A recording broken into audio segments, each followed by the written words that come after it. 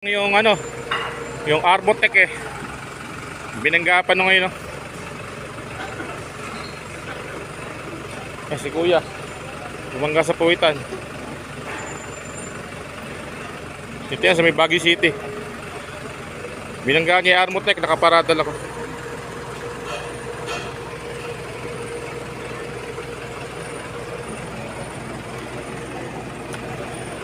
Kaya may mga polis na, mga katasyo. Dito yan sa may Baguio City, oh.